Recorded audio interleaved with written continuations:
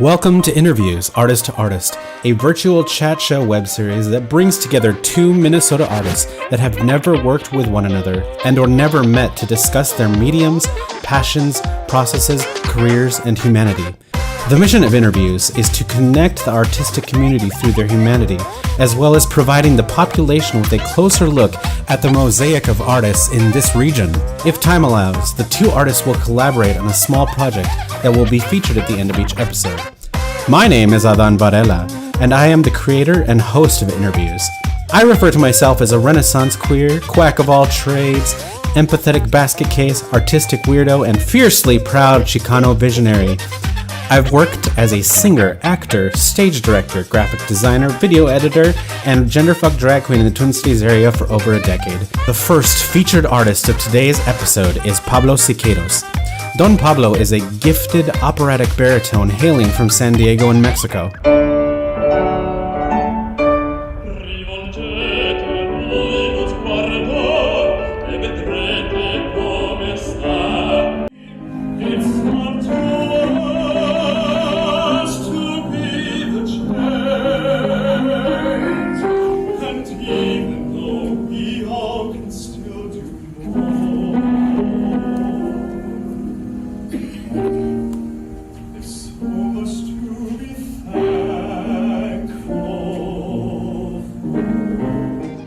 In addition to possessing a stunning voice, Pablo is a skilled teaching artist for the Minnesota Opera.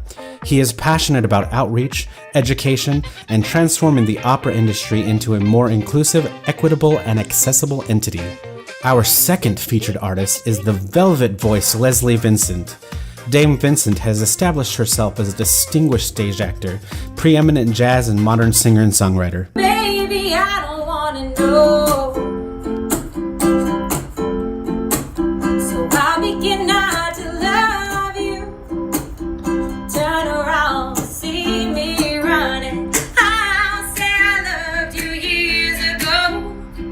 Tell myself you never loved me, no. Leslie has called the Twin Cities her home for 8 years and has beautifully displayed how you can become your own definition of artist. She performs as a solo act, as well as half of the duo The Champagne Drops with Emily Dussault.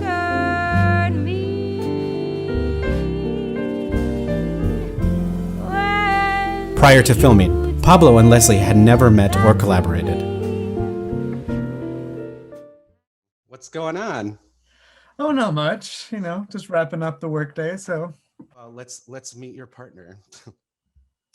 Hello. Hi. How's it going? Good. How are you? Good. I'm doing all right. So sorry it took me a minute to let you in. I just wanted to get my poop in a group here. So Leslie, this is Pablo Siqueiros. Hi. Nice to meet you. Nice to meet you too. This is Leslie Vincent. Awesome. So Pablo, where were you born? So I was born in San Diego, California, in Coronado, if you're familiar with San Diego at all. But I didn't actually live there until I lived in San Diego until I was maybe 12 years old. Mm-hmm. I lived in Mexico pretty much my entire childhood. That's where my whole family was. Okay. So yeah, it was like my whole purpose for being born in San Diego was for me to have U.S. citizenship. And so that at some point in the future, I would be able to have the opportunities to, go to college here and have work opportunities and all of those things. Right. That maybe I wouldn't have had I not been born here. So yeah, did middle school and high school in San Diego. College, I started at a community college right out of high school because I did not really have the best grades during high school, mainly because I really only enjoyed my choir experience there, and really nothing else mattered at that point to me. I think all three of us know what that's like. Yeah, so basically I went to community college, even then spent way too long there, spent 4 years at community college, transferred to San Diego State University for 3 more years. So my undergrad as a whole took 7 years. Grad school is sort of what took me out of San Diego for the first time in a kind of substantial way. Yeah, and that took me to Chicago, which is where I spent 2 years. Got my first job out of grad school at the Florentine Opera in Milwaukee, where I spent 4 years. And after that, I came here. And I've been here now for 4 years. I was born in Newport, Rhode Island. Buckle up. Yeah. So I started in Rhode Island, left before I was 2, went down to Maryland, Virginia, moved over to the UK and spent a couple years over there. And then right when I started middle school, we came back to the United States, back to Maryland. I did high school, middle school, high school there. It's wild in Maryland. I started college in Boston, where my family is. So it's interesting. I've never really lived in Massachusetts besides my first year of college, but that's where my family resides. And then transferred to DC, college in DC. And then hung out there a couple years and moved here on a whim. I always tell people I moved out here for love. That love did not work out, but Sure. I stayed anyways and found new love. What are your degrees in? So both of them are in music and vocal performance. Not what I started as, but that's what I ended up as. Initially started as music education. I really wanted to be a choir teacher. But then, started taking voice lessons once I transferred to San Diego State, and kind of figured out like, oh, I guess like my voice isn't all that bad. So, and that was also the first time that I had actually figured out that performance was an actual career track. I mean, I had always enjoyed performing, especially in high school, but no one ever told me that like you could pursue that as a career. So I thought the closest thing that I would get to that would be to be a choir teacher. And I still think I would have enjoyed that had I pursued it. But yeah, my voice teacher is the one that sort of introduced this alternate path. And then, I got to talking with more of the performance majors. They all said that I should do it. And I was like, okay, fine. Right. And here I am, 10 years later. There we go. My degree is also in music. It's music with a concentration in musical theater. It's a pretty rare version of the degree. Most musical theater degrees are theater. But I always say when I was in college, I thought, this is so dumb. Why am I studying musical theater through a music lens? Someone will always plunk my part for me. I was very bratty, I guess, at 19. And I always say, like, I've gone back to all those professors to say, thank you so much for everything I learned, because I use all of that music in everything I do. I use it all the time. But back then I thought, oh, I'm just going to be like a chorus girl or, play Ado Annie. I'm not sure what I was really thinking back then. But yeah, I just have the one degree, just the bachelor. It's right behind me. You can see it. Oh, there we go. Right next to Amy Winehouse's Back to Black. Nice. I started as an actor. I really thought that I was going to be a stage actor, musical theater actor. In the past, 4 years, I have really come to love performing music. I sing jazz. I released my first album last year. I'm about to release an album with my music partner that's folk duets that we co-wrote in 2 weeks. So I've really gone from being characters on stage, doing a lot of, big comedy or drama, things like that, to really, really just loving the freedom that music brings, especially jazz. I mean, it's so hard because I've just spent this year where I couldn't act very much / at all. And so I don't feel very connected to that part of my identity. I feel very connected to my music identity. And I've invested so much in learning how to record and how to play new songs and all that stuff. So I still consider myself that, but it's just been so long since I've done it. So I would say like my artistic medium is mainly opera, for the most part. but it's interesting because I moved here at a kind of a weird time in my artistic journey, I would say. 2 years before I moved here, I had kind of made the big decision of like, I'm no longer going to pursue a full-time performance career. And I got a position at the opera company that I was already working at as a performer, but in their administrative offices, managing their education programs. That was always kind of a part that I felt really connected to. So it seemed like a nice kind of transition, like, okay, like I'm not really fully stepping away from the opera or performance world. I still sort of have the option of performing like in things here and there, but I'm not going to be depending on it as my sole income provider. So that was 2 years before I moved here. And when I decided to move here, I didn't know whether I was going to continue in opera at all in any capacity. But circumstances kind of played out in a way that I ended up at Minnesota Opera, again, in an educational role as a teaching artist. And I would say, I have taken some chorus gigs with Minnesota Opera, which is where you and I met, Adán.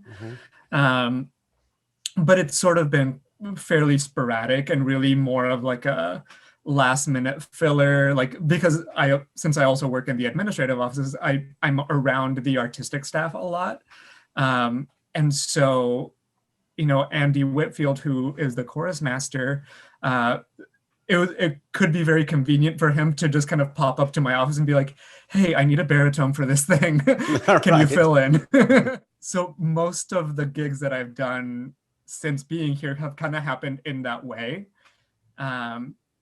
And so it's nice to be able to sort of choose what projects I get to be involved in, rather than leaving sort of myself at the mercy of the performance gods that can bestow performances upon me.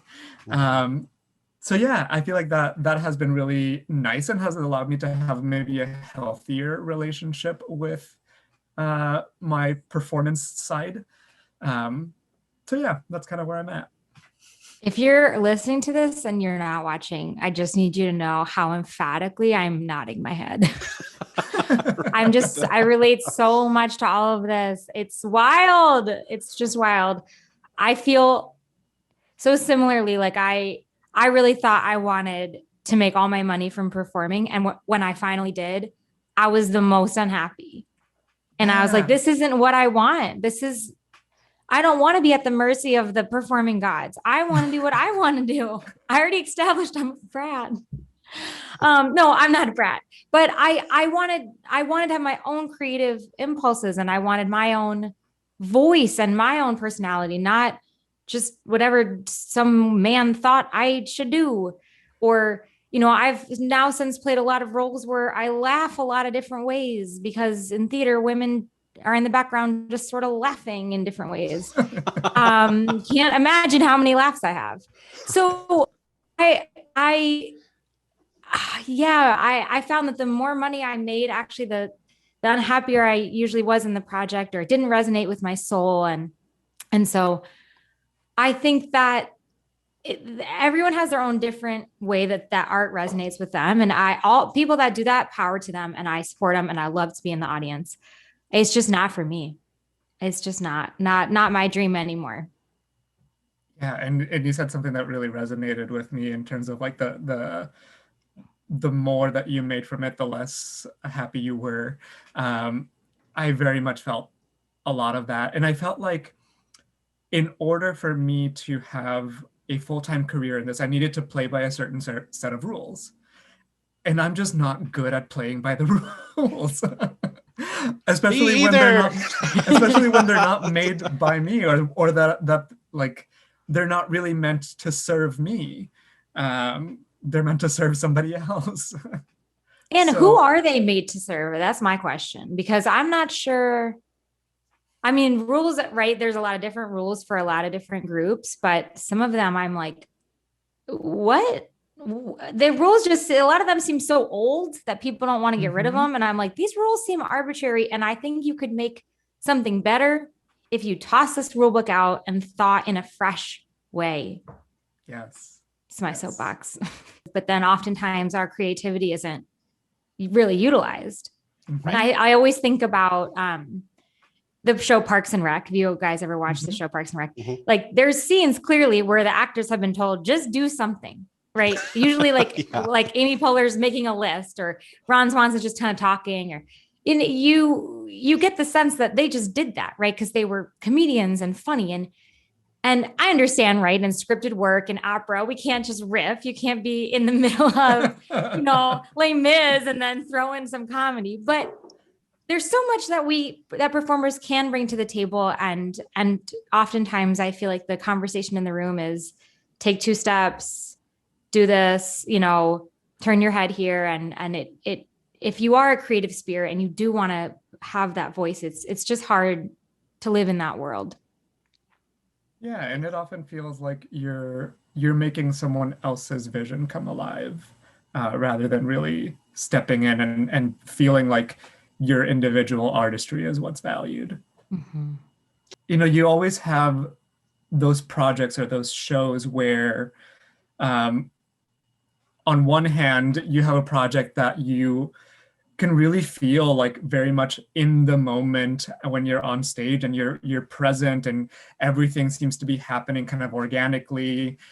And then you have other shows where mentally you're just checking off a list of tasks that you have to do before the show's over. One of my favorite experiences I did last, I don't know, who knows what is time, but I got to play this really funny comedy role that I don't know why the director cast me. It's a role for a man. He's supposed to be an intimidating man. He's French. And the director was like, no, I want you. And I was like, okay.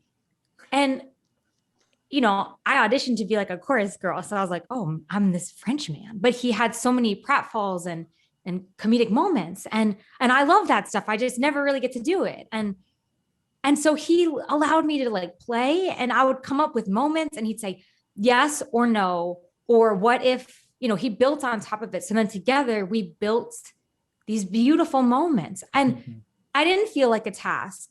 It wasn't like, oh, check, got that laugh. It was like, audience, look at this moment. We crafted this for you. You won't find this on YouTube. You won't find this in another production. We made it, and it's hilarious. Like, I don't know. I just felt like, wow, I do have something to say. But I wouldn't have ever said that if the director hadn't created a supportive space or a space where I wouldn't feel like an idiot being like, what if we did this? Because if you haven't established that, no one's going to speak up because they don't feel like their voices are going to be heard, and no one wants to put themselves out there if they think they're just going to be rejected.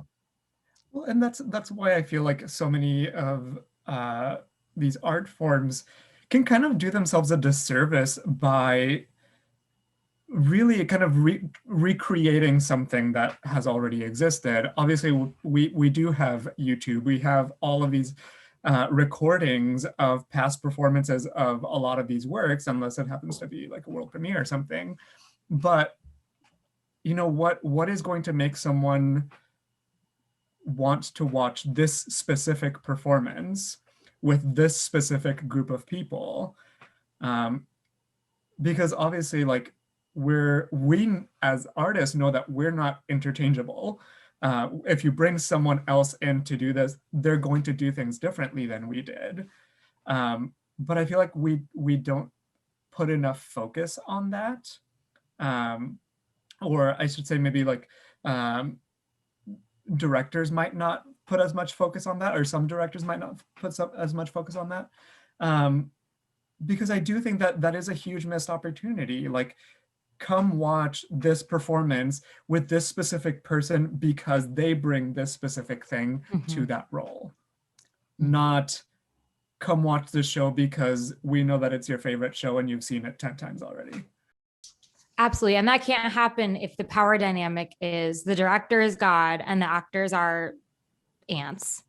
Mhm. You know, Right. they are not God, and we are not ants. They, you know, if I could, there's so many things I'd like to change about theater, and probably a lot of them relate to opera, but that's one that I would love just to get that out of there, because it doesn't, I mean, more minds are better than one, right? When you have that collaborative spirit, you are going to bring something rich. You're going to create a tapestry together. And when it's just, you know, what the director says goes, or that there's kind of that mindset of like park and bark, where you just kind of like do what, you know, stand there and saying whatever, it just cuts off so much potential. But I feel like directors are sometimes put in this position where it's like, well, you have to crank it out. You have 2 hours to block the scene. You don't have time to play. And so it's like, okay, so how can we give them, we, as if I run a theater, but like, how can we help them have time and feel space and show those running the theater, hey, this is worth it. This extra half hour is worth it. And yes, by the end of the night, we'll commit to, you know, staying on schedule, but we want some time to, sometimes you play and you're like, that was terrible. And that cannot be how the scene goes. Okay, try something new. You know, I just would love to build in more of that playing, right? Mhm. To play. See what I did there? And also I think, you know, who gets to play in the most recent shows that I've been in, like, I can genuinely attest that so many people are like genuinely like afraid to speak up or say the wrong thing, out of fear of not getting hired back. It's like a real thing that I've heard from a lot of people. And it's too bad. It's too bad, because what good artistry comes from being afraid? That's a great quote. That's a great quote. I'm going to write it down. I just sometimes wonder if the directors are afraid. You know, if they come from a place of like, well, I don't know what I'm doing, and so I'm just going to make a plan and do it. Like, you know, when you think about, if you ever heard of directors who like put pennies out on like a mock-up of the stage, and they move them around and they paper block the show with their pennies. They're like, well, you know, their insecurity is like, well, I'm going to have all the control because I'm not entirely sure that I could possibly like give that power over, you know, what if I don't know what I'm doing? How could I let the actors know that, you know, that fear? I wonder if that we sense that in the room, and then we kind of are responding to that. But because there's this power dynamic, we don't really, that's not very clear. So you're like, you know, and I think that's where a lot of ego comes from, right? Like, I think some ego is trying to hide that fear. And so, yeah, no, you can't see your best work when you're like, what do they think about me? Do I suck? I mean, I've certainly directed some smaller shows in my life, you know, college and whatnot. And I was scared for sure. And I was like, I'm an idiot. I don't know what I'm doing. I wonder, you know, and to think that they have so much money on the line, right? I can understand that fear, and they're so lonely. They don't have a lot of collaboration. So directors figure it out. Make a support group for each other. Text a friend. Find your own confidence and bring that in the room, because the directors I've worked with that do create that space, they have their own self-knowledge and their own self-worth, and they come into it knowing, no, I know what I'm doing. I'm excited about this project, and I'm here to create something, as opposed to that, like, this is my world and I'm going to make it what I want. Mm-hmm. Yeah, totally. I mean, I feel like, and especially with the opera chorus at Minnesota Opera, like, most of these people are like seasoned performers. Like, they either have their run already at a performance career and are on the tail end of that, or are very much on their way there, and this is just a stepping stone to get to that. But everyone's incredibly capable, and so, like, what is the point of creating a really tense environment, that is very you know, strict and really a perfectionist mentality, when, like, we all have our shit together, like let's just have a good time with it. Like, let's actually enjoy the process of creating this thing and not be stressing out about like, did we all cut off at the exact same millisecond? Because no one's gonna care. No one's gonna care.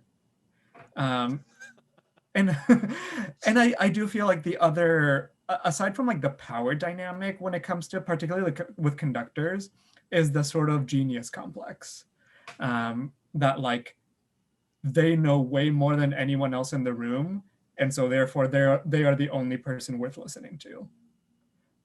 That gets old really fast. Yes.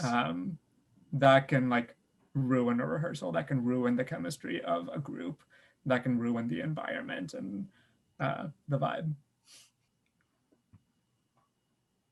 When you're performing or getting ready to perform or starting a rehearsal process, what do you try to access or what do you tap into to inspire you? What really inspires you in the opera world or in the art in general world or just in our world? Yeah. So I don't know that this necessarily happens like in the rehearsal or in the as I'm preparing for like a performance or something like that. Most of the time, the things that inspire me are things that I'm not involved in. For example, like these days, I would say there are fewer things that inspire me that truly like genuinely like move me or touch me in some way, particularly in the opera world. But I would say the latest thing that really resonated with me was there was this project at Minnesota Opera called Miniatures, and it was these commissioned 10-minute operas. There were four of them, and they were generally by creators of color who had never written opera before. And with predominantly performers of color as well. And most of them, I would say, did not sound like what normal, quote unquote, normal opera sounds like. And I loved it. I loved it. Like, I feel like we should be doing that way more regularly to really expand what opera means. What I think we are doing a disservice to our industry and to the art form to keep hiring the same people to create works, only preserving like what has been and not really what it could be. So yeah, that was just like a small little project that I think in my opinion kind of expanded that definition. And I don't know whether like everyone felt that exact same way about it, but I think that it really provided a model for something that we could be doing a lot more often, and that more companies should be doing things like this as well. Love that. From my perspective in opera, I would say that generally it is not necessarily always viewed as a positive thing to be to have more interests outside of opera in terms of like other styles of performing or other styles of music. How do you handle that in sort of the theater world? Do you generally sense that is viewed as a good thing to be multifaceted and pursuing a lot of different types of things at once? I decided that I don't care. Oh, good. I a couple years ago, actually maybe, I don't know, I saw the Linda Ronstadt documentary, which I highly recommend if you haven't seen it. Her discography is absolutely bananas. Like, we remember her for her, You're No Good. But she, over the course of her career, she did rock. She was like, the goddess of rock. Did Gilbert and Sullivan on Broadway. Yeah, went and recorded a bunch of mariachi albums, like everything. And she was, her label was like don't do it. You're gonna ruin your career. And she was like, I don't care. I get one life and I want to make the music I want to make. And I was like, that's what I want to do. That's what I want to do. I mean, the theater world doesn't really care so much. There's sort of this idea, I think, that if you have your own identity, your own brand, I hate to use that word, but your own brand identity, that can maybe be an asset to the show. And so I don't think I don't think I lose a lot by having my own like solo stuff or established stuff. But when I first started, so the way I got into it was I it's a long story, but basically I ended up singing at a wine bar. You know, they were looking for performers and I was like, hey, I met this guy. He wants to make music with me. I'll just do it. And then I ended up doing it for 2 years. I did a monthly cabaret. And at first I only sang jazz. And, you know, I was bringing my friends in and my friends are my age. So they like jazz. They love me. So they came. But then I was like, well, what if I did other songs? And then my friends were like, that would be great. Who cares? So then the first one I split, I did half jazz, half 90s. That's awesome. I don't know why I felt like I had to commit to a half. No one cared. It's a tiny wine bar. Right. And then from there, I just would do anything and everything. And, you know, I'd have nights where I did mostly rock or mostly folk, but then I'd go back to jazz. And even as I start to prepare more gigs, you know, I'm thinking, how can I meld pop music that I love, that resonates with me, with some of these jazz styles, a la postmodern jukebox? Or, you know, why can't I be in a show and just sing another tune and put my own spin on it? You know, whether it's Dolly Parton or the Staves, like who cares? No, I mean, honestly, if you're entertaining an audience, they don't care. Yeah. And so that's what I try to hold on to. And sometimes that can be tricky. Like I took a music mentorship session last week and they were like looking at your online stuff, and this guy looked at my website and he's like, I think your website's confusing. What are you? And I was like, you're not wrong. What am I? I'm not sure. I don't know. I guess I need some landing pages. That was the takeaway. But I haven't really seen a detriment. I am trying to like refine what is it that resonates with me and how do I marry that with what resonates with the specific audience. And so that's sort of my journey right now, is going through that and testing things out. And, but I'm a big fan of like, if you're loving it, the audience will love it. Totally. No, I love that. And that makes me think of, you know, the concept of being like a multi-potentialite.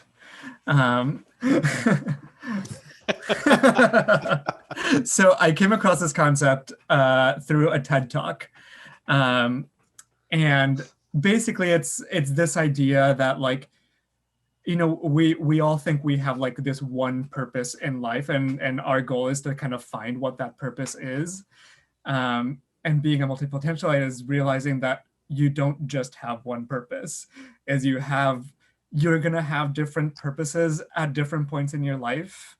And of course, like not everyone will be that way, but it certainly resonated with me a lot. And while I don't necessarily like perform a lot of different styles of music, I have a lot of other interests outside of opera that are pulling me in a lot of different directions. And I find purpose in all of them at different points in my life. And I like to keep them all around so that I have options. Yeah. Like when I'm maybe not being inspired by one of those things, I'm being inspired by something else.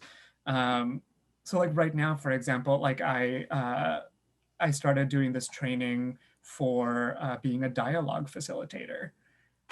Which has been fascinating. Although I took part in one of the dialogues that I did a few months ago, and I love being able to like facilitate these really interesting conversations among people from different parts of the world, from different religions, from different ages, cultures, all of these different things, and seeing where those like overlaps are, and seeing where we do think differently and how can we understand each other better in our differences. um, yeah, so that whole thing, I mean, that has nothing to do with my career in opera, but yet I'm finding a lot of purpose in it, and it feels like both of these things are a part of me, and I don't necessarily feel like I need to pick one or to really fully allow one of them to fully encompass my entire identity. I think that's really funny that you say that, because so I just got my first salary job about 2 months ago. Congrats. Thank you. I'm a digital marketing specialist at Brandography, and I love it. I love it, and I'm pretty good at it. And I texted my friend and I was like, so I'm really good at my job. What if that's my talent? And she said basically what you said. She's like, you can have more than one talent. And I was like, oh, no, you're right. And I know that, but I was so caught up in that myth that like, what if this is my thing? What if I'm only supposed to do this one thing? And it's like, why would I think about it like that? You know, why can't I have these buckets that I pull from? If one's going to put food on my table, then I'm going to utilize that. So then I can make the art that I want to make the music that I want to make. But I was very concerned that morning that this should be my path and like my only path, you know, put these blinders on. And but then you have people who ask that question of like, they see all of these different things that they're like, what are you? Right. Because we're still in that mindset. They want to like distill you into one thing. But some of this whole idea that we have to be like one thing or one type of artist is a little bit antiquated from years. I mean, we're talking centuries, mainly because just, you know, even just it's a technology thing. Back then they just you had to sit and write music and write it out for every, you know what I mean? Or you had to sit and copy a script, or you couldn't record something and have that as a, you know, so I think it's still ingrained in people's minds. And especially, I think all three of us have parents that came from a generation of kind of like baby boomers, where they feel like they're like, no, we had to go get a house, you go get your career and you have children, and then that's it, you know. And I think sometimes it scares people who have lived like that there are people like the two of you that do different things and are incredibly good at the different things they do. Well, thank you. Yeah. So, well, now I want to ask an opera one. So yeah, go for it. What is going on with opera these days? Like, what's good? What? I'm not gonna lie. I don't see any opera, which is bad because one of my really good friends is an opera singer. But what is there? What's new? What's good? Any recommendations I should listen to? I saw La Boheme once. I think it's always intimidated me because I can't sing like that. And then I get really jealous when I hear people sing opera. I'm like, wow, that's amazing. So it's not my best trait, but just what's good in the opera world. See, I feel like I'm kind of biased because I've gone through a lot of phases in my interest in opera. Obviously, like when I was first starting out, like everything was new, everything was exciting. The sounds that these people were creating, I was just like, how though? How are you doing that? And then like I started learning how to create those sounds, and I was like, okay, this is cool. Like, this is something that I was not able to do before. And then, that's sort of like when I started actually watching or going to see operas.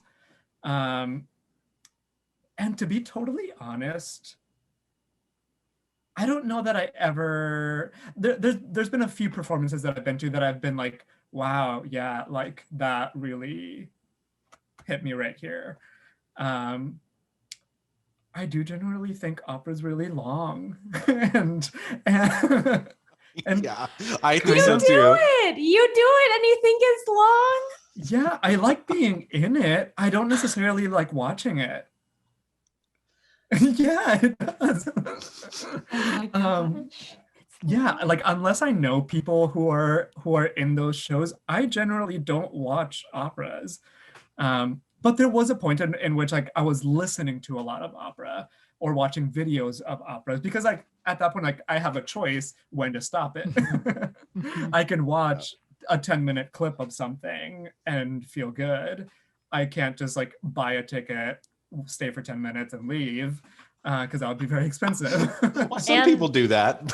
Yeah, that's true. Some people do that, or they fall asleep. Yes. Yes. I mean, I've definitely performed shows where people in the front row were sleeping. Oh yeah, that's a very regular occurrence in opera. So I would say what's new and cool and interesting is, I don't know, the things that like I was saying earlier, that are kind of starting to redefine like what opera means. And I will say there are very few operas that are doing that. I think for the most part, you're getting a lot of the same thing that you've been getting for the last hundreds of years, because it is one of those art forms that heavily relies on the canon, the standard canon. That's what sells tickets. That's what people want to see. And there's generally, I would say, quite a bit of like resistance to new opera. People want to see the classics. People want to hear the well-known arias and hear like the big high notes and ensembles and all of those things. So it's kind of hard to make a case for investing a lot in new work when that's not the thing that's keeping your company running. Right. It's interesting. Like, I don't know that I made this connection before, but with jazz and opera, it's like, are we trying to preserve the art form or are we trying to keep it alive? Yeah. And I think those are two different questions, right? Like, I think, well, you know, coming from jazz, the thing about it is we just can't top the greats. Like, we just can't. And so many people try. I mean, I certainly tried when I was younger. And then, you know, you had Amy Winehouse come out and put pop listeners back into jazz, right? And today, you know, there's more crossover I'm finding, and there's more jazz that's coming out that's, you know, that's new, but is that what audiences want? I don't know. But yeah, where's the line between like trying to just keep it going because it's beloved and people want to see it and it's part of our culture and our, you know, our just artistic world, and how do we make it, I don't know, like keep it alive? You know what I mean? Just because something's being performed doesn't mean it's alive. And that's a journey that I want to dig into, because one of my things, right, with the Great American Songbook, I always say this in my live shows, like, what I love about singing that material is people in the 1920s felt the same way we do today, right? Like, those songs are sexy. They are full of longing. They're full of grief. They're so universal. And so I like to think like it's the human experience, right? I'm showcasing like that humans have these universal emotions by keeping these songs alive and hopefully imbuing them with something contemporary, new and different, right? With influences that I have in my own style and my own ridiculousness. What is, you know, those, you know, and musical theater has the same problem, right? We're in a big conversation now about how do we keep audiences coming with the same shows, but breathe new life into them or show them in a new way? Because the audiences now are still going, but their kids don't want to go. Right? Like my kids, future kids, they're probably not going to want to go, you know? And so unless we make it relevant, unless we keep it interesting and without just putting on new works or getting folks to commit to new works, it's like, okay, we have to be more creative and maybe soften that blow a little bit of putting in some new spins or some new something while also keeping those people happy because they have all the money. Yeah. And I mean, as someone who is like not necessarily in the theater world, like I hugely admire what Lin-Manuel Miranda has been able to do, because not like in the theater world, he created these two shows that were just like they sounded totally different than anything else that was on Broadway. Like they looked different in terms of like who was being cast to be in these shows. And brought a new audience. Oh my gosh. Yes, you just hit the nail on the head. And I think that has so much to do, and sort of coming back to the opera, is like who is the person that's creating these new operas? Because I do think, yes, we have a canon of like thousands and hundreds of thousands of works who were all created by mostly white men. And so they're not going to resonate with everyone because that's not their experience. That's not how they experience the world. When they see these stories, they're like, that's not me. My love doesn't look like that. My house doesn't look like that. Any of those things. Or my approach to problems doesn't look like this. I'm, a lot of musical theater, right? Like it's a man, a woman doesn't love him, and he just relentlessly pursues her, and then she gives up. And that's the plot of most musicals. So, right, as a woman, I'm like, wow, this plot is nauseating to me.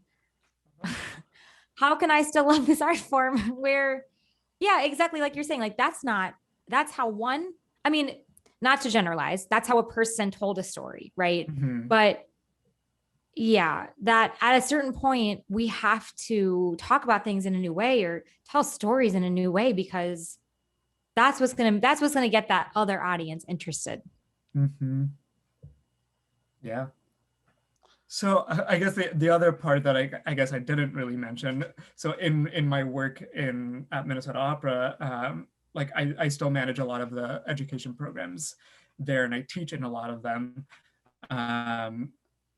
And I think a lot of people, when they think of education programs through a performing arts company, they think I'm just taking like a children's opera out to schools and performing and in like costumes, and that's kind of the extent of it. And we actually don't do that at all, but a lot of companies do that. That was not something that I was interested in bringing into this profession, into this company. And really my goal is to use opera as a tool for a different goal. So let's like work together to identify like what we want to accomplish together. If your goal as a school is to find a way to like give students more confidence or something, as an example, how can we do that through opera? If I'm defining opera as storytelling through music or through singing, we can find ways of using that as a tool to gain more confidence for the students, rather than opera being like the end result. Like I'm not interested in just telling people what opera is. That's not going to do anything. That's not going to have any sort of lasting effect beyond the time that I am there with them. So what else can we do that's going to last longer, that's going to actually change something in you? Me telling you that opera started in Italy in the 1600s by this group of white men is not going to do that. So yeah, I would say that the assumption is that opera education, or that education programs in opera, are much more simple than they actually are. What are some assumptions that people make about your art forms or art practices, Leslie? I think that if you don't make 100% of your money doing it, then you're not a success. And I disagree. I think that mentality is antiquated, was a good word someone used earlier. Unsustainable. not a good use of anyone's time. I mean, if you have it, great. But, one thing that we didn't really talk about is most performers aren't paid enough of a living wage to make it work. So that's not a reflection of our talent. It's a reflection of how our culture values the arts. And unfortunately, our culture values, they're more interested in paying people who already have a lot of money, actors in Hollywood, or, people would much rather like support Netflix than support people who are, their theater. And that's okay. But, that doesn't make it sustainable for artists. And it's taken me a long time to really internalize it. That doesn't make me a failed artist. That doesn't make me a bad artist. My calling the shots and my creating my own artistry, that's what makes me an artist. So let's see if I can use artists a couple more times in that sentence and see if I get bingo or something. Well, you are on InnerViews, artist to artist. So there you artist to artist. Right. Hashtag artist. And people always say random stuff, right? And like, I don't know if this happens in the opera world, but in singing, right? People will be like, well, why don't you just audition for American Idol? Those people aren't going to go away. People are always going to ask you weird questions. Yeah. So I've decided the answer is that's just a question and I'll just answer it. But that doesn't make me think, oh my gosh, am I a failure if I didn't audition for American Idol season 20? Like, they don't know. People, I think that a lot of people that aren't in the arts are like, what is it? What do you guys do? I don't get it. Mm-hmm. Their access to it is very limited. So I try not to judge those people, but also know those people are always going to ask questions, and their questions don't mean anything. Mm-hmm. Yeah. It's the same thing. Can I share another assumption? Yeah. Can I share another assumption? Yep. Mm-hmm. That those who can't do teach. And I think that is, I heard that a lot, especially when I was in school, by other performers, of like, if you become a teacher, or if you end up, and really it was a teacher was just like the nearest profession, but really it was that same attitude of like, if you aren't, and this is very similar to what you said, Leslie, of like, if you're not doing this full time, that means you weren't good enough, or you didn't you weren't cut out for it, or that you didn't succeed in it. But yeah, that always got under my skin, of those who can't do teach, because I think that's so wrong. Agree. Because I think it's those who can do teach even better. Oh, you should just come up with these beautiful quotes and put them on cross stitches or something. You are so good at making cursive, like on walls. I like, you have so many good quotes. I'm just really, I'm happy that we met, because I feel like this has been such a lovely conversation. Yay! Awesome people meeting awesome people. Yeah. Did either of you have any final thoughts or questions for each other? I loved meeting you so much. Me too. So much. God. I wanted to say thank you so much for being vulnerable, being present, for being willing to spend, this hour and 30 minutes just talking about you and about what makes you a beautiful creator. So thank you so much. Thank you. Quiet nights of quiet stars, quiet chords from my guitar, floating on the silence that surrounds us. Quiet thoughts and quiet dreams, quiet walks by quiet streams, and a window that looks out on Corcovado. Oh, how lovely.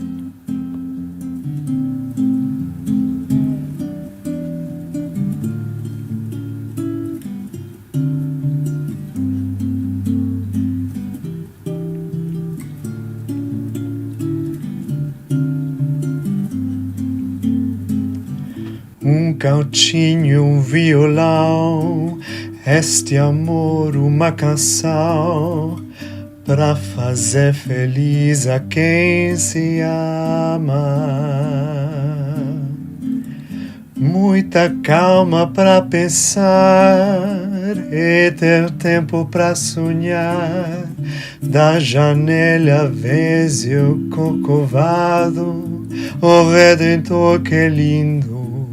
This is where I wanna be, here with you, so close to me, until the final flicker of life's embers. I was lost and lonely, believing life was only a bitter, tragic joke I found with you. The meaning of existence, oh my love. Cautinho, violão, este amor uma canção pra fazer feliz a quem se ama. Muita calma pra pensar é ter tempo pra sonhar. Da janela vês o corcovado, o Redentor que lindo. Quero a vida sempre assim, com você perto de mim, até o apagar da velha chama.